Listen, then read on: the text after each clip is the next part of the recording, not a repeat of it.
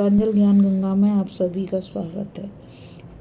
हम संक्षिप्त महाभारत का पाठ कर रहे हैं जिसमें कि वन पर्व चल रहा है। कल हमने वानर सेना का संगठन, सेतु का निर्माण, विभीषण का अभिषेक और लंका में सेना का प्रवेश की कथा को पढ़ा था। आज हम कथा में अंगद का रावण के पास जाकर राम का संदेश सुनाना और राक्षसों तथा वानरों का संग्राम की कथा को पढ़ेंगे। तो चलिए कथा शुरू करते हैं, जो कि इस प्रकार है। मार्कंडेय जी कहते हैं, लंका के उस वन में अन्न और पानी का अधिक सुविधा था। फल और मूल प्रचुर मात्रा में प्राप्त थे, इसलिए वह सेना का पड़ाव पड़ा और भगवान राम सब ओर से उसकी रक्षा करते थे। इधर रावण भी लंका में शास्त्रोक्त प्रकार से युद्ध सामग्री का संग्रह करने लगा। लंका की चहार दीवारी और नगर द्वार बहुत ही मजबूत थे, अतः स्वभाव से ही किसी आक्रमणकारी का वहां पहुंचना कठिन था।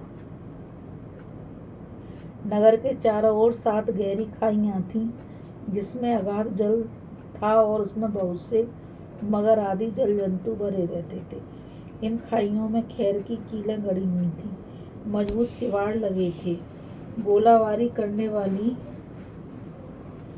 मशीनें फिट की गई थीं। इन सब कारणों से उनमें प्रवेश करना कठिन था। मूसल, बनेटी, बाण, तोमर, तलवार, फरसे, मोम के मुगदर और तोप आदि अस्त्र शस्त्रों का भी विशेष संग्रह था। नगर के सभी दरवाजों पर छिपकर बैठने के लिए बुर्ज बने हुए थे और घूम फिरकर रक्षा करने वाले रिसाले भी तैनात किए गए थे। इनमें अधिकांश पैदल और बहुत से हाथी सवार तथा घुड़सवार भी थे। इधर अंगद जी दूत बनकर लंका में गए। नगर द्वार पर पहुंचकर उन्होंने रावण के पास खबर भेजी और निडर होकर पुरी में प्रवेश किया। उस समय करोड़ों राक्षसों के बीच महाबली अंगद मेघशाला से गिरे हुए सूर्य की भांति शोभा पा रहे थे। रावण के पास पहुंचकर उन्होंने कहा, राक्षसराज, कौशल देश के राजा श्री रामचंद्र जी ने तुमसे कहने के लिए जो संदेश भेजा है उसे सुनो और उसके अनुसार कार्य करो। जो अपने मन पर काबू न रखकर अन्याय में लगा रहता है, ऐसे राजा को पाकर उसके अधीन रहने वाले देश और नगर भी नष्ट हो जाते हैं। सीता का बलपूर्वक अपहरण करके अपराध तो अकेले तुमने किया है, परंतु उसका दंड निरपराध लोगों को भी भोगना पड़ेगा। तुम्हारे साथ वे भी मारे जाएंगे। तुमने बल और अहंकार से उन्मत्त होकर वनवासी ऋषियों की हत्या की, देवताओं का अपमान किया और राजर्षियों तथा रोती बिलखती अबलाओं के भी प्राण लिए। इन सब अत्याचारों का फल अब प्राप्त होने वाला है। मैं तुम्हें मंत्रियों सहित मार डालूंगा। साहस हो तो युद्ध करके पौरुष दिखाओ। निशाचर, यद्यपि मैं मनुष्य हूँ तो भी मेरे धनुष की शक्ति देखना। जनक नंदिनी सीता को छोड़ दो, अन्यथा मेरे हाथ से कभी भी तुम्हारा छुटकारा होना असंभव है। मैं अपने तीखे बाणों से इस भूमंडल को राक्षसों से शून्य कर दूंगा। श्री रामचंद्र जी के दूत के मुख से ऐसी कठोर बात सुनकर रावण सहन न कर सका।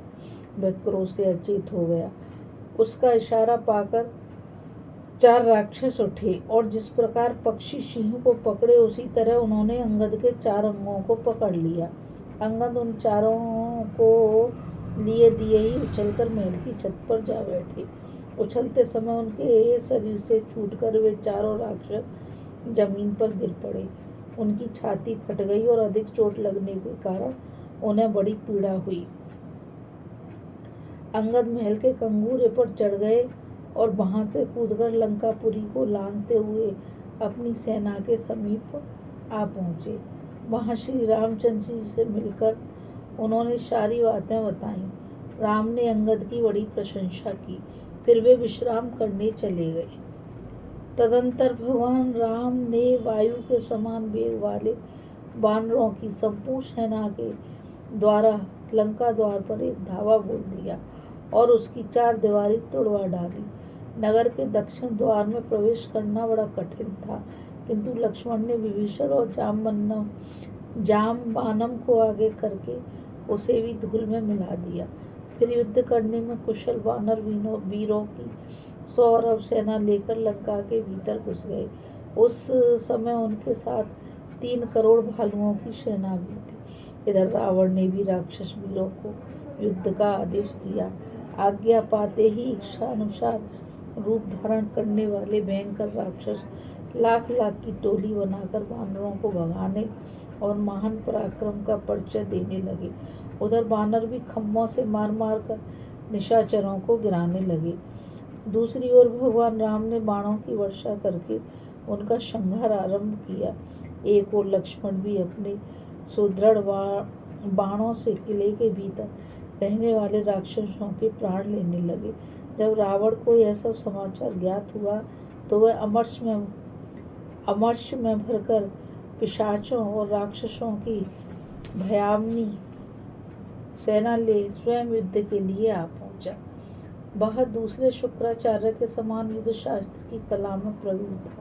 शुक्र की बताई हुई रीति से उसने अपनी सेना का व्यूह रचाया और वानरों का संहार करने लगा। श्री रामचंद्र जी ने जब रावण को व्यूहकार सेना के साथ लड़ने को उपस्थित देखा तो उन्होंने उसके मुकाबले में बृहस्पति की बताई हुई रीति से अपनी सेना का व्यूह रचाया। फिर रावण के साथ भगवान राम, इंद्रजीत के साथ लक्ष्मण, विरूपाक्ष के साथ सुग्रीव, निखरवट के साथ तार, तुंड के साथ नल और पटुष्य पनश्व का युद्ध होने लगा। जिसने जिसको अपने जोड़ का समझा वह उसके साथ भिड़ गया। यह युद्ध यहाँ तक बढ़ा कि प्राचीन काल का देवासुर संग्राम इसके सामने फीका पड़ गया। इस कथा में बस इतना ही। अभी हम कथा में अंगद का रावण के पास जाकर राम का संदेश सुनाना और राक्षसों तथा वानरों का संग्राम की कथा को पढ़ रहे थे। अब हम कथा में आगे प्रहस्त, ध्रुमाक्ष और कुंभकर्ण का वध की कथा को पढ़ेंगे। अब गीता रावत को आज्ञा दीजिए और मैं आप सभी से यही कहना चाहूँगी कि इस चैनल को ज़्यादा से ज़्यादा लाइक, शेयर, सब्सक्राइब कीजिए ताकि यह अमूल्य ज्ञान अधिक से अधिक लोगों तक पहुंच सके। कल फिर मिलते हैं एक नई कथा के साथ। जब तक के लिए राधे राधे। जय श्री कृष्णा। नमस्कार।